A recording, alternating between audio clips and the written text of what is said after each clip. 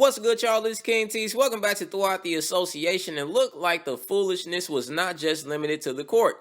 There was more off of it as well, but this time it was not between Chris Paul and Rondo, but rather their significant others. Now, while Chris and Rondo was busy reenacting New York and Pumpkin famous Flavor of Love scene, Rondo girlfriend Ashley Batchelor and Chris Paul wife Jada Paul, they got into some kind of altercation in the stands. Now, there is conflicting details about what exactly went down, so I'm not sure if it was physical or if it was just a heated argument, but whatever it was, security had to get involved and break something up. Now, I believe Ashley was initially behind Jada, and Jada was next to LeBron's wife Savannah, which is an awkward situation for LeBron and Chris and Rondo, because now they just did what they just did, and now they got to go home and worry about what went down with y'all while knowing they about to be suspended. And since we talking about suspension, we all knew this was coming, but the NBA announced yesterday that Ingram is out for 4 games, Rondo 3, and Chris Paul 2. Now, I didn't think Chris should have got any, but the rules are if you throw a punch, it's automatic. But is it just me, or these suspensions seem a little light, don't they? I was expecting more than 3 and 4 games. Now, I guess when you add the fact that they gonna miss like 100-something thousand they could have made, and Chris gonna miss like 500,000 he could have made in these 2 games, that make it worse. But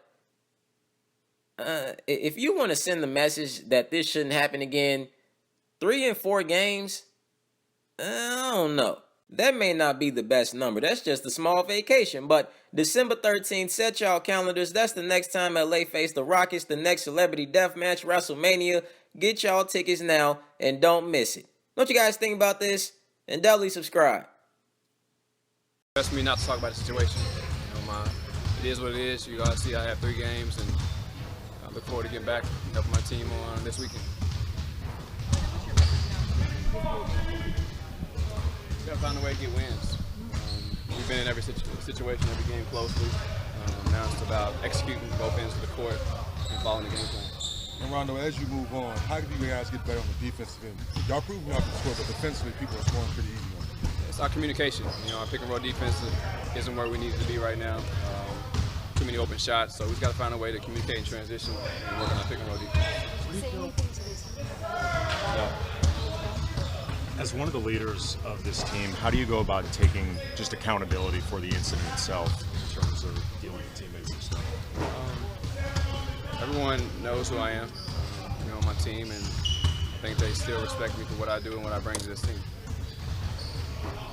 Who started? Basketball, game. What did you take away from the team meeting yesterday? You said you guys were trying to move on. But did anything said that you thought was profound? We didn't have a team meeting. We had team film. Thank you, guys. Everyone. And you feel bad about it, obviously. Oh, yeah. Apologies to my teammates for that game. I know if it came out better, but in any situation like that, I got to protect my teammates. Did you talk to them? Did you tell them that? Yeah.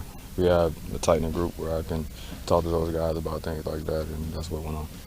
And Lance thought that they were trying to provoke you the whole game. Is that what kind of got you so upset? I'm not sure. It was just a physical game, and at that point I was trying to talk to the referee, and different things happened. Is it James Harden is such an expert at drawing fouls? Is it tough? Does he make it tough to control your emotions when you're having to guard him and sort of experience that?